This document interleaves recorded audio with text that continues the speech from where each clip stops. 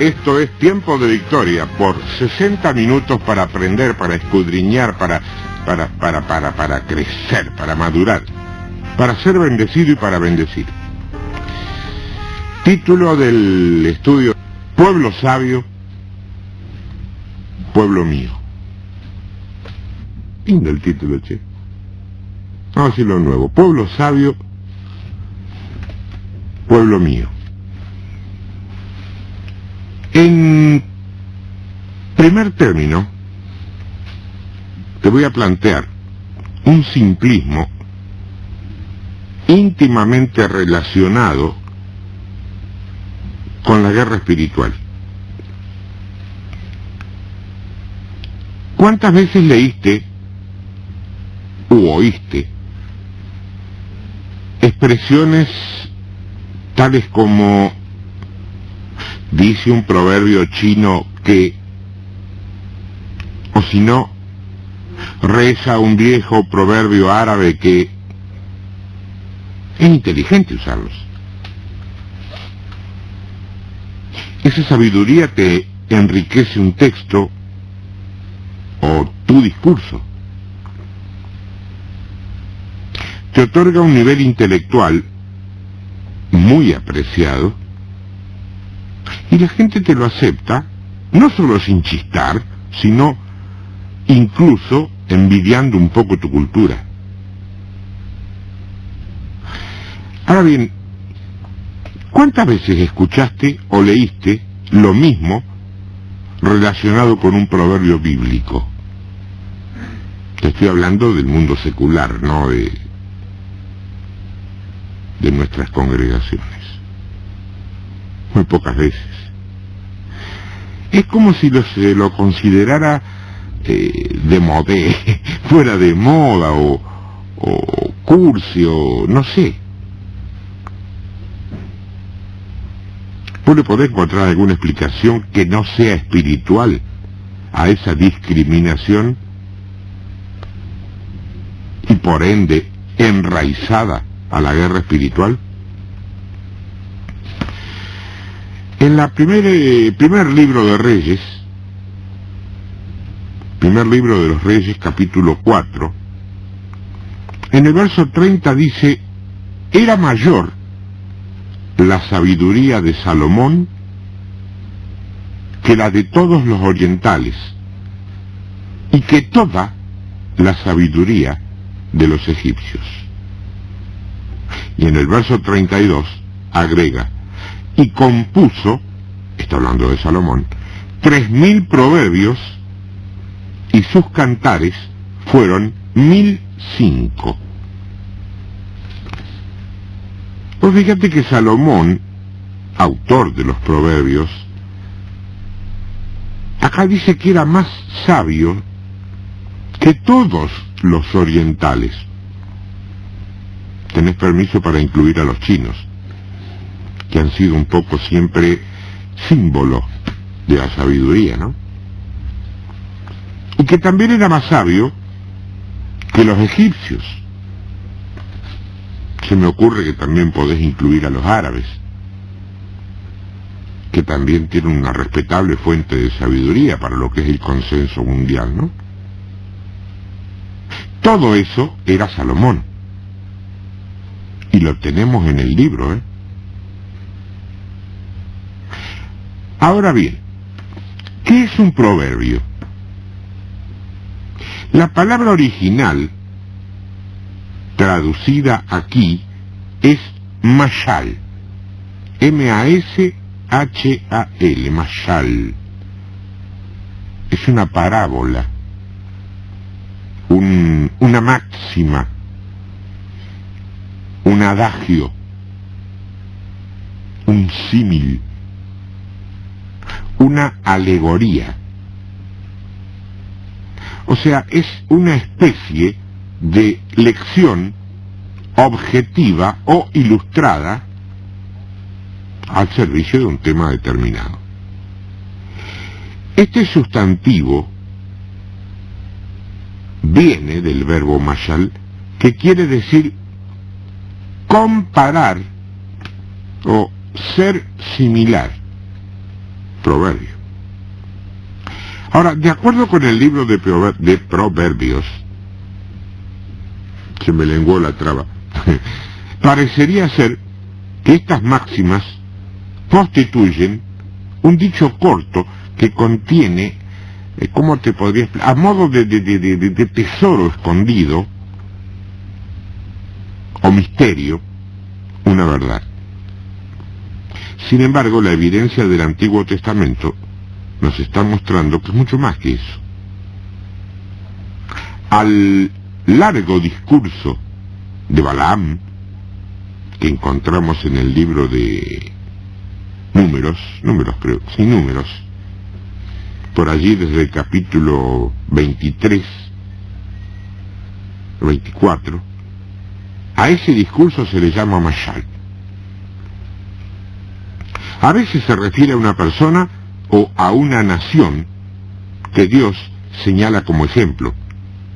Eso lo vemos en el primer libro de Reyes, capítulo 9, verso 7, dice: y yo cortaré a Israel de sobre la faz de la tierra que les he entregado, y esta casa que he santificado a mi nombre, yo la echaré de delante de mí, e Israel será por proverbio, mashal, y refrán a todos los pueblos.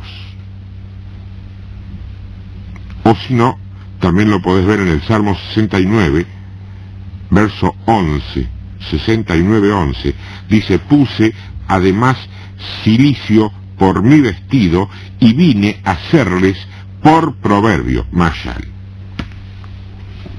Ahora, el mejor porqué de la creación de los proverbios lo encontramos en el libro de Eclesiastés, capítulo 12, versos 9 y 10. Allí leemos: y cuanto más sabio fue el predicador, tanto más enseñó sabiduría al pueblo, e hizo escuchar, e hizo escudriñar, y compuso muchos proverbios. Procuró el predicador hallar palabras agradables y escribir rectamente palabras de verdad. Las razones se encuentran en los primeros 6 versos del Proverbio 1, que hoy vamos a investigar, a desmenuzar, a escudriñar, así como te gusta a vos, y obviamente, así como mucho más me gusta a mí, hacerlo de pedacitos a esos primeros 6 versículos, porque es la manera de entenderlo y no leer por arribita, que es como generalmente leemos la Biblia y podemos llegar a leer cualquier barbaridad, porque leemos lo que nos parece que dice y no lo que dice. El problema no es que leemos lo que nos parece que dice y no lo que dice. El problema es que cuando queremos poner la palabra por obra, ponemos por obra lo que nos parece que dice y no lo que dice. Así andamos también. Decí conmigo: tengo que ser aplicado, tengo que leer bien. Pacto, Vos fíjate el Proverbio 1, verso 1. Empieza diciendo: los proverbios de Salomón, hijo de David, rey de Israel. Nadie, ¿viste? Un pirinchito. Los proverbios de Salomón, hijo de David, rey de Israel. ¿Qué dice después? Para entender sabiduría y doctrina. Ya te di una base. Entender. ¿Qué es entender? Tender hacia sería la explicación técnica. Entender es tender hacia. O sea, adoptar o tomar o agarrar una tendencia determinada hacia algo o alguien. Tener, a ver si te lo puedo graficar mejor, tener una idea clara de las cosas.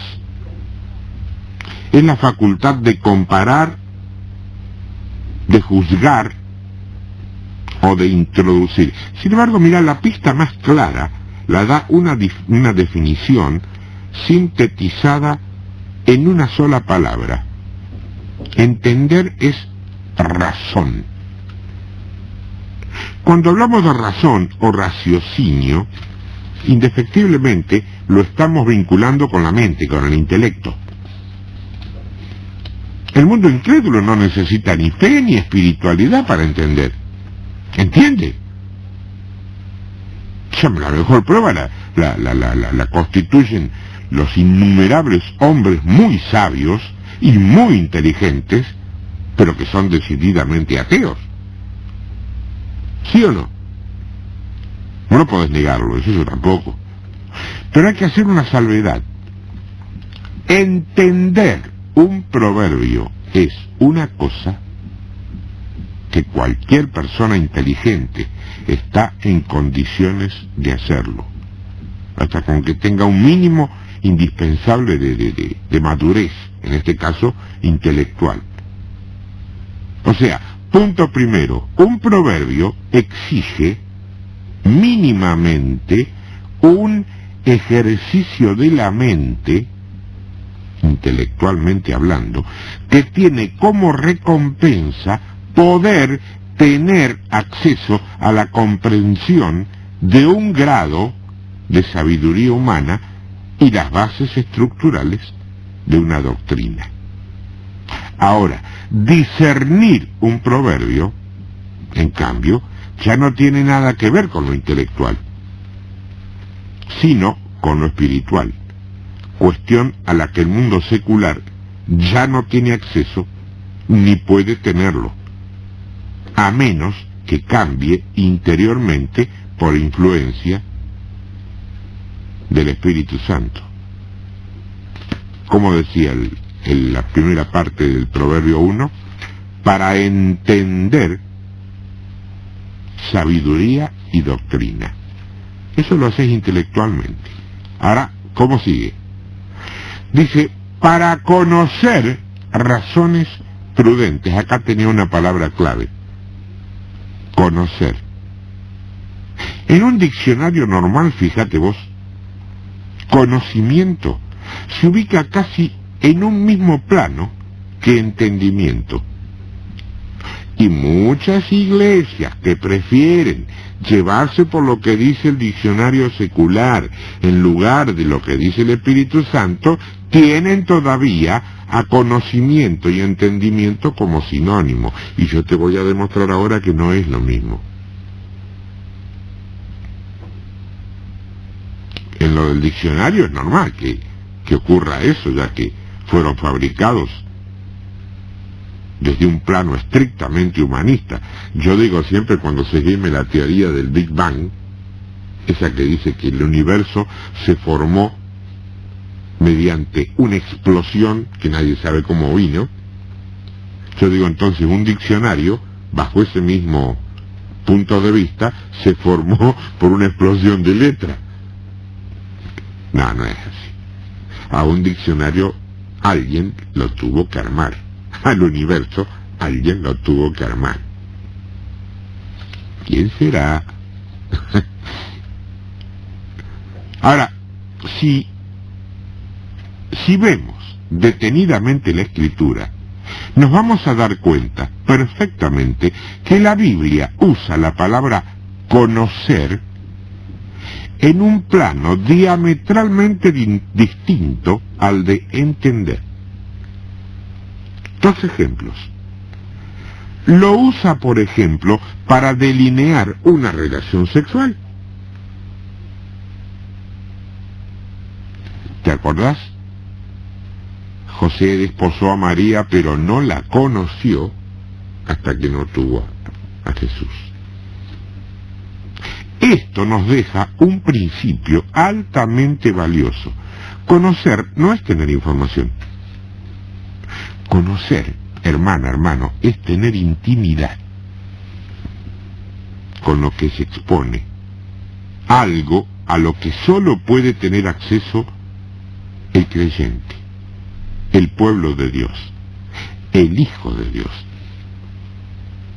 Después tenés el clásico de Oseas capítulo 4 verso 6, Mi pueblo fue destruido porque le faltó conocimiento. Esto no habla de información, de estudio, de seminario. Ese pueblo tenía estudio en gran proporción. No era todo pueblo ignorante, había gente que eran escribas, que eran gente bien informada. Lo que no tenía era intimidad con Dios. Son muchos los que entienden a Dios, pero muchísimos menos los que conocen a Dios. Esto es claro y es visible, ¿eh? Conocimiento, entonces, es síntoma también de madurez, pero en este caso espiritual. Para entender sabiduría y doctrina, para conocer razones prudentes. El verso 3, estamos viendo el Proverbio 1, dice, para recibir el consejo de prudencia. Esto es muy importante, porque es quizás la base del conocimiento, del crecimiento, de la madurez, de la ejecutividad y de la victoria prometida.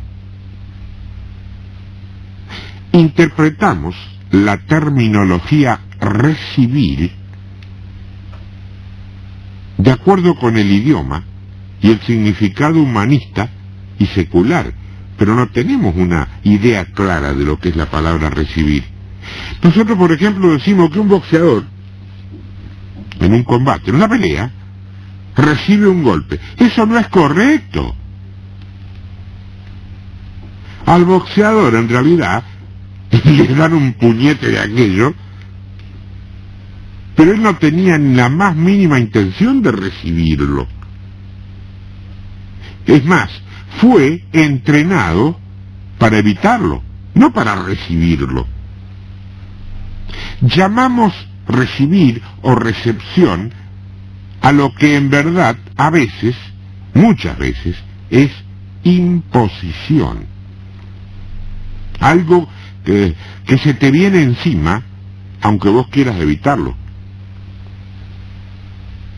El Espíritu Santo, hermana, hermano, amiga, amigo, no entra en tu vida llevándose todo por delante con lo que encuentra, avasallándote. No. Entra si le das permiso, si lo autorizás. Toda su obra, obviamente, se cumple si primero cuenta con tu habilitación legal. De lo contrario no entra, no te bautiza, no te llena, ni hace nada por vos ni con vos. Nosotros, otro ejemplo, no recibimos una mala noticia. La mala noticia nos llega por ahí y no nos gusta cuando ocurre eso. Tampoco recibimos consejo de prudencia a menos que estemos totalmente dispuestos a aceptarlo. Digo esto porque son muchos hoy los que todavía suponen que recibir unción es pasar al frente a que alguno te ponga las manos en la cabeza, aunque vos no estés muy convencido de que eso sea así, de que sea real y de que realmente vos lo desees. ¿Vos sabés cuando recibís?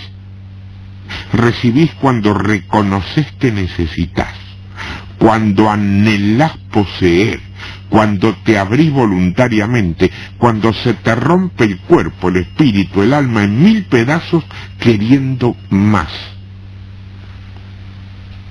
Allí recibís. Proverbios 19, verso 20, es muy claro, cuando te dice que si recibís la corrección, serás sabio. Eso no quiere decir que yo me encuentre con vos y te corrija algo y vos ya sos sabio. Vas a ser sabio si vos aceptás lo que te digo. Pero ¿cuál es la tendencia del ser humano cuando lo corrigen en algo? mí no me tienen nada que decir. Esta es la primera. ¿Quién sos vos para decirme a mí lo que tengo que hacer? ¿Quién sos vos para que no te lo diga? ¿Y si te lo manda el Señor, a ese que te viene a corregir?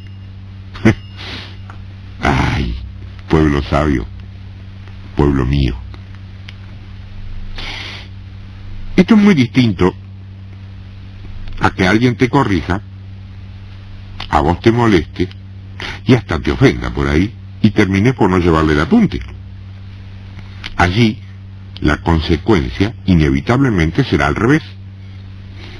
Vas a llegar a viejo tan necio, tan fatuo, tan vanidoso, tan terco y tan soberbio como estabas hoy, ¿te das cuenta? Recibir lo que el discernimiento te muestre de un proverbio es recibir verdad y madurez. O sea, los pilares de lo que sigue después: justicia, juicio y equidad. El verso 4 dice: para dar sagacidad a los simples. Esta es la palabra justa: sagacidad. Porque en muchas ocasiones se nos ha sugerido ser astutos a la hora de proclamar el Evangelio. Es más, hasta se nos ha predicado eso, y es más, yo en algunos libros cristianos lo he visto escrito, que tenemos que ser astutos como la serpiente y mansos como la paloma. El verso de Mateo no dice astuto, dice prudente. El astuto es otro. Volvé a repetir conmigo: tengo que leer bien. Pero no sos vos solo, hermano. Todos nosotros hemos leído la Biblia como quien lee el diario, o más por encima por ahí. La astucia es una condición y un patrimonio más emparentado con lo satánico que con lo creyente. No tiene ni puede tener vinculación alguna con los creyentes. Tenés que prestar mucha atención a cómo hablas, a las palabras y los términos que usas, y si están bien, porque de otro modo, y dada la importancia que la palabra tiene para atar y desatar, vaya uno a saber qué lindo despiole podés armar con tu vida simplemente porque entendiste lo que no era o lo entendiste al revés. Aquí encontramos en este verso 4 la cuarta palabra clave del proverbio, que viene como consecuencia de las tres primeras. ¿Las tres primeras cuáles eran? Entender, conocer y recibir. La cuarta palabra clave es dar. Para dar sagacidad a los simples. Y le agrega la palabra exacta que sí se debe predicar: sagacidad, que de ninguna manera es astucia. Sagacidad es ingenio, estrategia, inteligencia. El Espíritu Santo viene para que sepas, no para que seas un ignorante. Eso dice la palabra. Inteligencia y originalidad para resolver situaciones. ¿Y a quién va dirigido? A los simples. Ahora bien, ¿quiénes son los simples? Los analfabetos, los marginados sociales, los que no fueron a la facultad. No, para nada. Los simples son aquellos que, ya sea por ignorancia propia o porque han recibido instrucción solamente religiosa, creen fielmente que cada vez que están en problemas, Dios va a venir porque sí, mágicamente, y los va a sacar del atolladero. Vos no te olvides que si sos un coheredero o coheredera, Dios va a trabajar con vos, no para vos. Vos tenés que poner tu sagacidad para encarar los líos que te arma el diablo o tu propia carne, hasta donde puedas. El resto, lo que no está a tu alcance, eso sí lo va a hacer el Señor. Dice Proverbios 8:5, entended, oh simples, discreción, y vosotros, necios, entrad en cordura. ¿Cuántos saben que la cordura a veces es como fuera de la iglesia? Mira la consecuencia de tener sagacidad, ¿no? Proverbios 8:12 dice, yo, la sabiduría, habito con la cordura. ¿Y qué resultado nos trae esto? La respuesta la encontramos en Proverbios 2, versos 10 y 11. Cuando la sabiduría entrare en tu corazón y la ciencia fuere grata a tu alma, la discreción te guardará y te preservará la inteligencia. Por eso en el verso 4 de Proverbios 1, que es el que estamos estudiando, agrega, y a los jóvenes, inteligencia y cordura. ¿No te das cuenta que no es porque sí que Salomón escribió lo que escribió? No es porque tenía ganas de ser poeta, como algunos dicen por ahí. El verso 5 dice, oirá el sabio y aumentará el saber. Primero, hay que ser sabio para estar dispuesto a oír, Y no te estoy hablando de oír a los doctores en teología, a los másteres en divinidades, porque eso es fácil, es accesible y te da cierto estatus o cierto nivel. Hablo de oír a los ungidos de Dios con sabiduría, que llegado el caso pueden ser analfabetos, rústicos, viles y hasta necios. Esto no es tan sencillo, Desobediente. Vivís quejándote de los pocos resultados de tu ministerio y le cargas las culpas a todos los que te rodean, a la congregación, a los brujos, a los hechiceros de la cuadra, a los espiritistas del barrio, a los curanderos de la región y hasta el propio diablo, pero no te das cuenta que no se aumenta tu conocimiento porque, por soberbia espiritual, no estás dispuesto a oír lo que Dios quiere que oigas. Necio. Proverbios 9, verso 9, agrega, dad al sabio y será más sabio. Enseña al justo y aumentará su saber. Ahora, si la querés más clara, Proverbios 14:6 te la da más clara. Dice, busca el escarnecedor la sabiduría y no la halla, mas el hombre entendido la sabiduría le es fácil.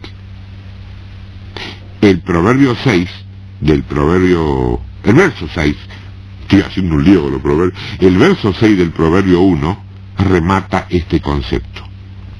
Para entender proverbio y declaración, palabras de sabios y sus dichos profundos. Aquí hay otra palabra, o dos palabras tendrían a ser claves, que tienen muchísimo que ver con la mayoría de nuestras iglesias. Dichos profundos. He oído tanta crítica a siervos de Dios portadores de palabra profunda que realmente en todas esas ocasiones he terminado preguntándome ¿qué se le está enseñando a la iglesia? ¿Dependencia del poder de Cristo?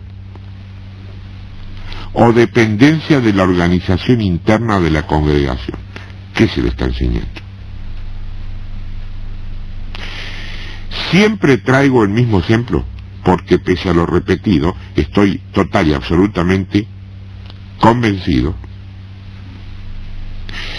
que no siempre es la letra justa la que se está suministrando. Bien, estábamos viendo el tema de pueblo sabio, pueblo mío. Este ejemplo de la dependencia del poder de Cristo o dependencia de la organización interna de una congregación, yo lo traigo porque pese a lo repetido, es total, absolutamente válido y muestra cómo a veces, alguna organización, cosa que no es mala en sí misma, ojo, no es que yo tenga algo contra las organizaciones tienen que existir. De hecho, yo mismo formo parte de una organización, tiene que existir. Una cosa desorganizada no puede ser de Dios.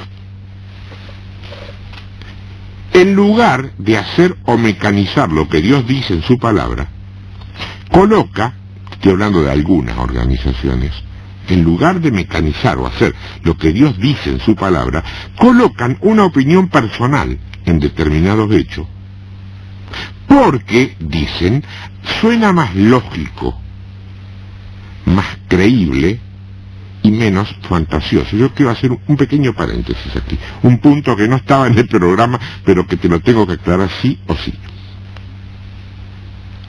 ¿Vos crees que Dios es el creador de la naturaleza? Vegetal, animal, todo lo que te rodea a vos como naturaleza. ¿Sí? Amén. ¿Vos crees que esa naturaleza tiene un orden bien marcado del cual no se escapa? Sí. Amén. Entonces, si Dios es el creador de esa naturaleza, Él, ¿dónde está? ¿En esa naturaleza o sobre esa naturaleza? Y claro, Papuchi la está viendo de arriba, está sobre. Entonces, ¿por qué te llama la atención que las cosas de Dios sean sobrenatural? Ay, lee bien. Y es más, milagros no, eso quedó para aquella... ¿Sabe lo que es un milagro? Es una alteración al orden natural. Que un pajarito vuele no es milagro, que un elefante vuele sí. ¿Te das cuenta? Bueno, entonces cuando vos crees que para tener mejor doctrina no tenés que fantasear demasiado, no te olvides que la palabra que vos usas como fantasear es una palabra ligada a lo sobrenatural, y el Dios que tenés vos y el que tengo yo es sobrenatural, o si no, no es el Dios de la Biblia. Es un Dios humano, y a eso se le llama de otro modo, el Dios de este siglo, que no es siglo de 100 años, el Dios de este sistema. Ese sí es humano.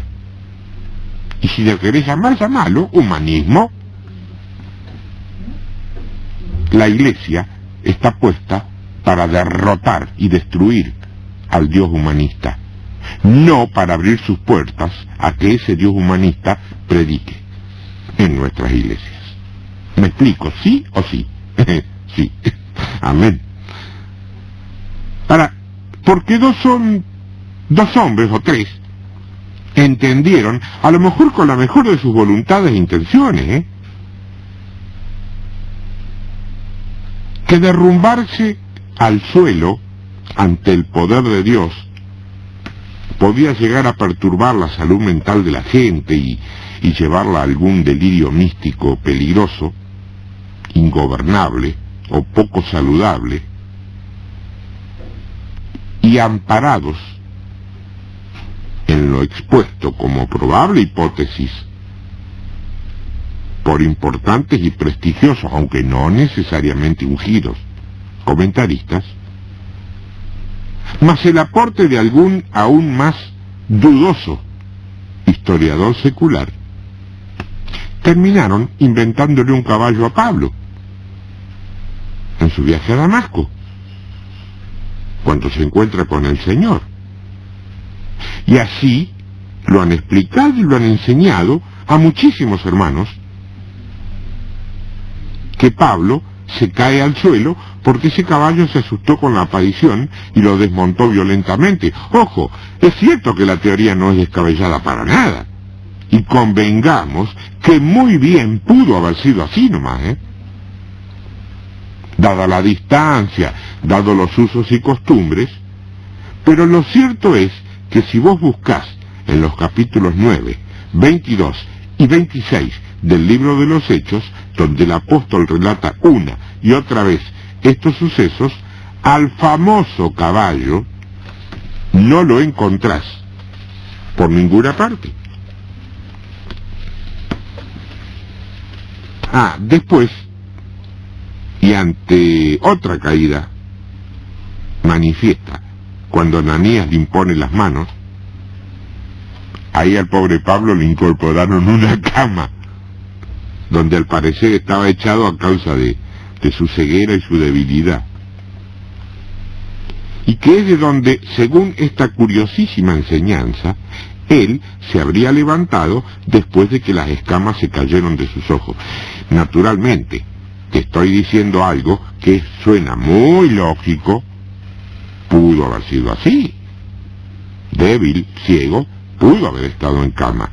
Pero el problema que tenemos es que no encontramos ninguna cama en la Biblia. Es sutil.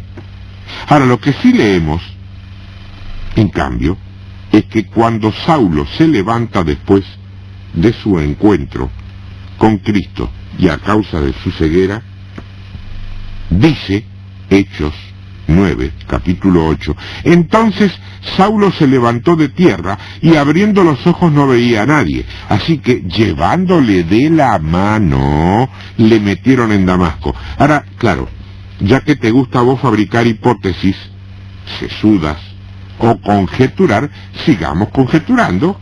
¿Tú querés imaginarte la situación? Imaginábamos por la distancia y todo eso un caballo, me parece perfecto, pero sigamos imaginando. Si Pablo andaba a caballo, ¿por qué lo iban a llevar de la mano para entrarlo en Damasco? ¿No sería más lógico, más fácil, más natural llevarlo de las riendas de su caballo? ¿Por qué de la mano? Bueno, pero pará. Vamos a volver a acomodar la Biblia en nuestro antojo. En un momento dado tenemos un caballo y cuando lo tenemos que tener no lo tenemos. Y después cuando nos hace falta lo volvemos... No. No le hagas decir a la Escritura lo que la Escritura no dice, pero tampoco niegues lo que sí dice. Las parábolas de Jesús, por ejemplo, eran dichos profundos. Para que oyendo, dice, no todos oyeran, sino solo los que discernían. Y viendo, no todos pudieran ver, sino solo los que entendían. Conocían y querían recibir. Y no es poco, ¿eh?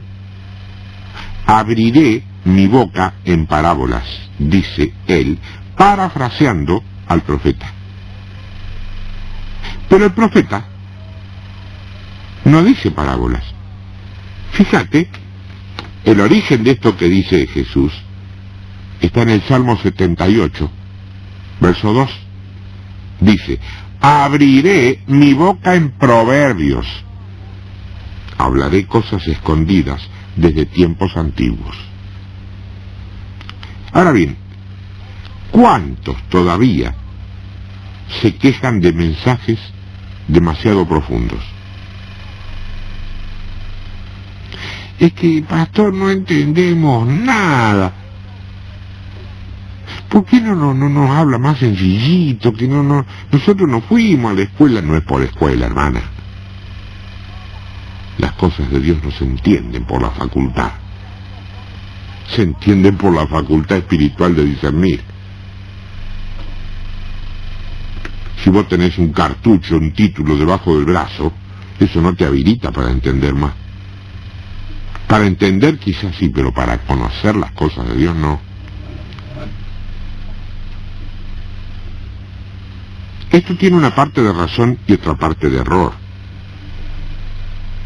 La parte de razón que tiene esta gente a veces está en que andan muchos que, eufóricos por los conocimientos que determinados estudios teológicos le han proporcionado, ante la primera oportunidad de predicar, no dudan en desplegar toda la artillería informativa que han asimilado y se lanzan a pergeñar tesis académicas ante gente que solamente ha oído escuchar la palabra de Dios. Entonces ahí es bastante normal que nadie entienda nada. Y además, pobre hermano, además de no entender nada, se siente con culpa por ser, ¿qué te digo?, un culto, un pobre en instrucción bíblica, y no pueda reprimir, bostezar o aburrirse ante esa clase magistral de historia y de sociopolítica sobre antigüedades judaicas. Sí. Ese no es el Evangelio de la Cruz, hermano. Es una muy buena exposición que de ninguna manera puede defenestrar a quien la da, porque lo más probable es que quien la da sea tan salvo como vos y yo, y sea tan fiel como vos y yo, y crea estar rindiendo un servicio a Dios de ese modo. Saulo también. No Pablo, Saulo también. Con ese modelito, hay que prestar atención. Ahora, la parte de error, en cambio, está en que por ahí aparece un siervo ungido, con palabra fresca y renovada, con revelación profunda de Dios para este tiempo presente, pero que como no estamos dispuestos a oír algo distinto a lo que nos enseñaron 30 años atrás, no solo desestimamos lo que nos pueda decir ese siervo, porque nos hace pensar de pronto, y quizá también por un poco de comodidad, porque no tenemos ganas de volver a leer la Biblia, porque decimos ya me la sé. Vos perdoname esta risa irónica, pero yo he escuchado decir gente, ¿para qué seguir leyendo la Biblia si ya me la sé? Me la sé. Dichos profundos. El verso 7, estamos viendo Proverbio 1, no te me pierdas, dice: el principio de la sabiduría es el temor de Jehová. Acá tengo que hacer necesariamente otro paréntesis, porque aquí habla del principio de la sabiduría, y porque cuando dice principio no se refiere a inicio o comienzo, habla de principio. La palabra aquí sería archi, se escribe archie, A-R-C-H-I-E, archi, pero se pronuncia archi, y significa fundamento, diseño, base desde donde se habrá de edificar lo demás, arche. De ahí, de esa palabra arche, proviene nuestra palabra arquitecto. Esto creo ya lo charlamos una vez. El arquitecto es el que proyecta o diseña la edificación, que no es bendición como muchos piensan, sino construcción. Cuando te dicen que es para edificación de la iglesia, es para construir espiritualmente, no estoy hablando de templo, la iglesia. Que esa construcción de la iglesia espiritual trae bendición, amén, trae. Pero edificar no es sinónimo de bendición. Edificar es construir, y construir trae bendición. Bueno, para todo eso se depende del temor de Jehová. Expresado de distintas maneras, este es el tema que se repite a lo largo de todo el texto, como la clave, el medio, o el secreto, si vos querés, para alcanzar la verdadera sabiduría. Ojo que ese temor no es, por ejemplo, el terror que desata un tirano, un hombre malo, sino ese tipo de temor o respeto que nos lleva a obedecer al ser más sabio del universo. Mira, te lo puedo graficar en algo que en este momento me viene a la memoria. Si yo fuera un religioso te diría el espíritu, me lo puse. No, me viene a la memoria. Vamos a ser más concreto. Temer a Dios parte de un principio: no temer a hombre. Aquel que le teme a hombre todavía no teme a Dios. ¿Me expliqué? Y te lo voy a decir más clarito para ver si me lo podés entender sin decir lo que no debo decir. aquel que en una posición encumbrada no hace lo que sabe que tiene que hacer por miedo a hombres, no teme a Dios. ¿Te quedó claro? ¿O le echamos agua?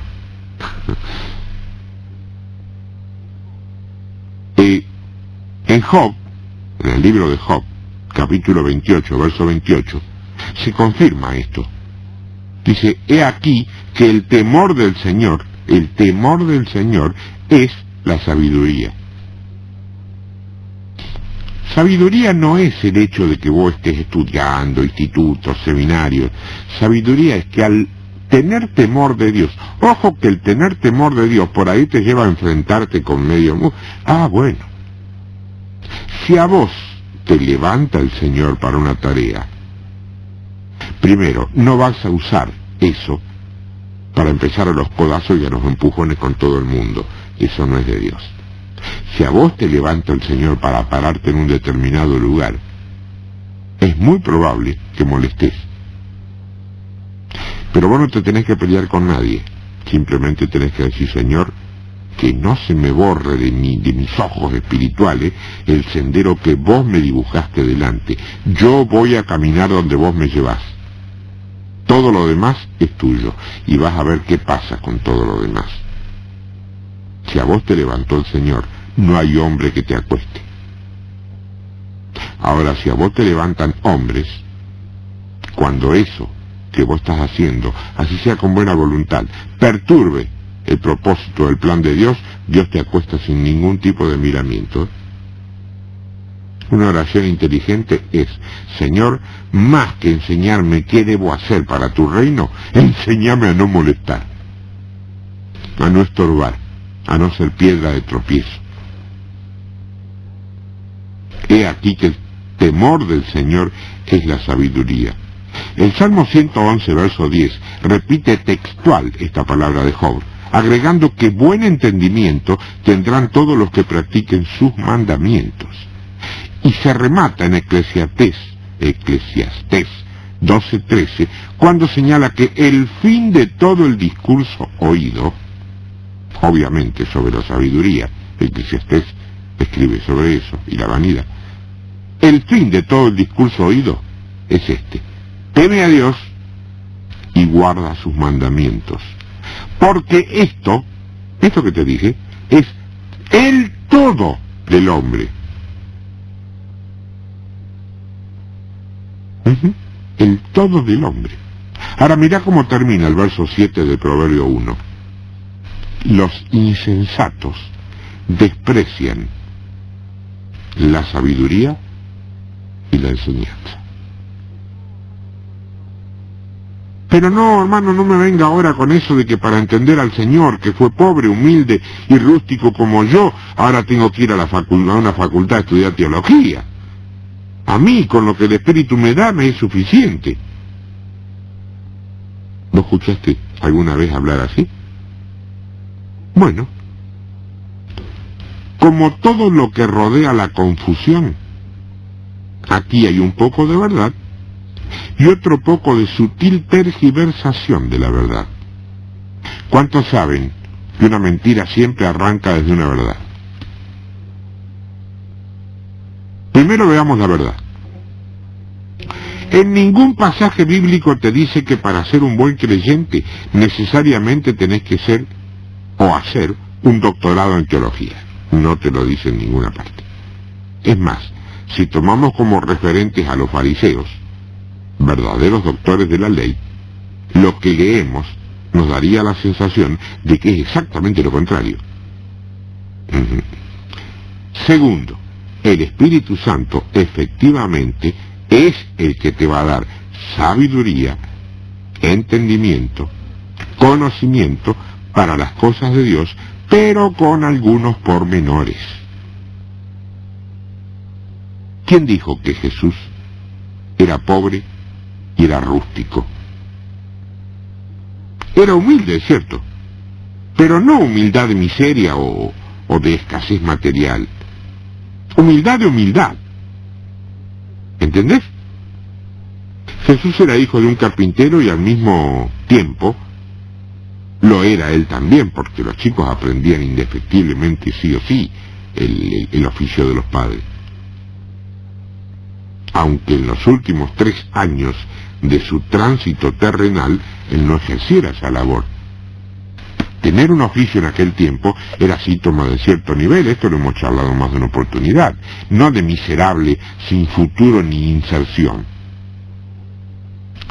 Además, si cuando vos decís rústico, por ejemplo, lo que querés significarme es que era bruto, sin instrucción, yo quiero recordarte, y el pasaje que relata cuando se levanta a leer el rollo en la sinagoga lo demuestra, que él sabía leer.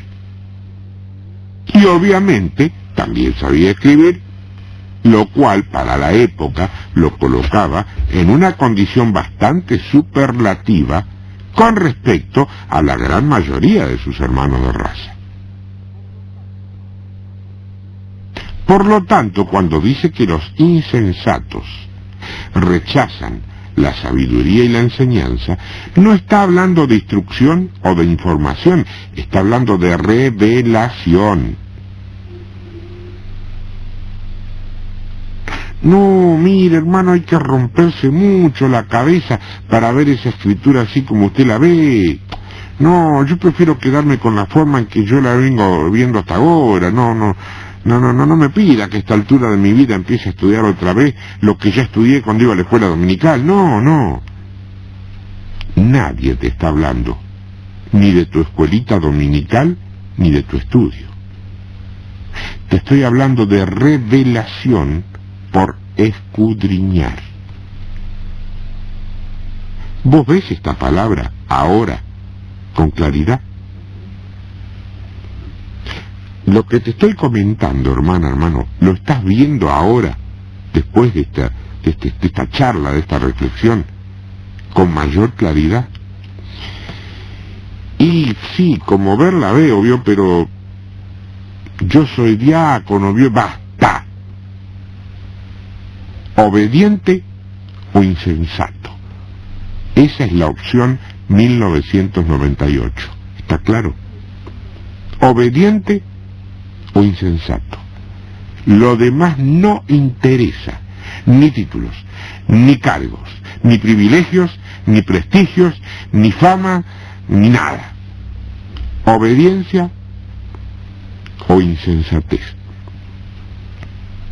Ahora, si te atreves a empezar a ver la Biblia desde una óptica menos religiosa y más escudriñadora, termina vos sola, o vos solo, de leer el resto del proverbio.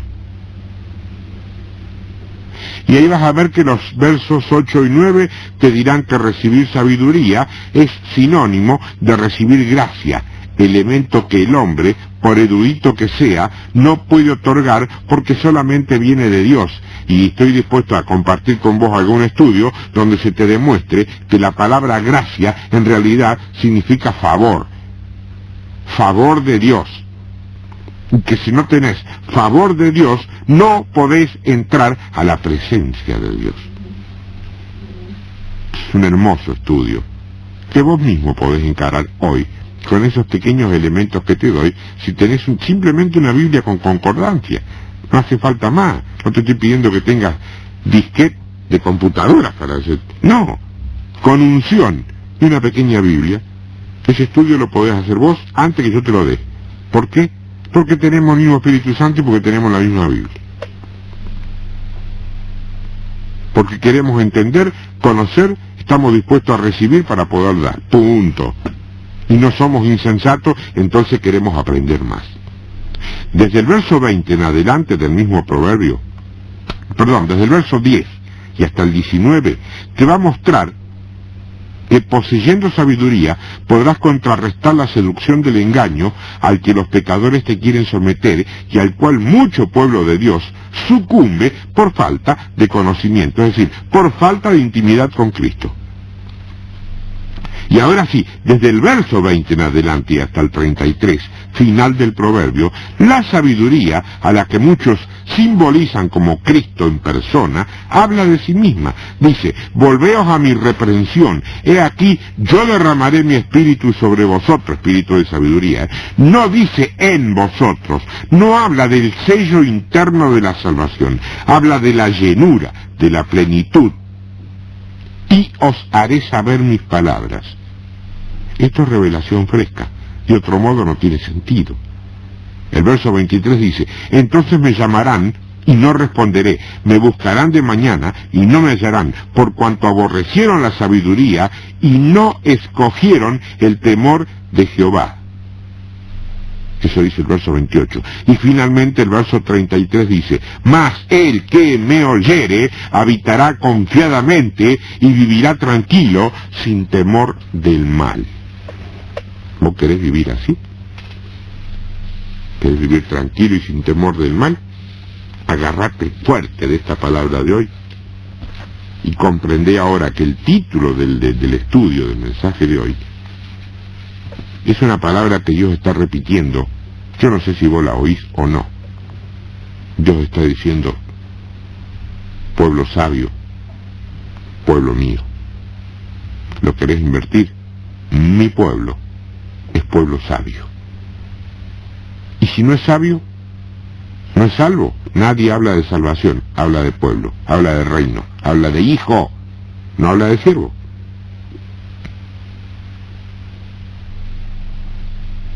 Te amo, hermano. A lo mejor te hinchas de goma, pero te amo. Dios me mandó, en esta mañana, y en muchas otras, a aportar una palabra para que madures, para que crezcas. ¿Para qué? Para que pelees la buena batalla y pese a todos los cachetazos que te puedan pegar, seas más que vencedor. Más que vencedora. En todo, en lo que es el propósito, la voluntad de Dios para este tiempo, como iglesia, y para tu propia vida, en tu familia, en tu matrimonio, con tus hijos, con tus padres, con tu trabajo, con todo lo que te rodea, en el nombre bendito de Jesús. Hasta aquí llegamos. El sábado que viene, otra más. Será otra historia, será otro tiempo, será la misma unción, pero con otro mandato. El de hoy es, sé sabio y sé pueblo de Dios, pero sé obediente para que no seas insensato. Aprende a entender, a conocer, atrévete a recibir y disponte o disponete a dar. Eso es todo. Tiene conjugación exacta con las 3 palabras claves de Cristo en la tierra. Ven, sígueme e id. Vayan, vaya. Y que Dios lo bendiga. Chao.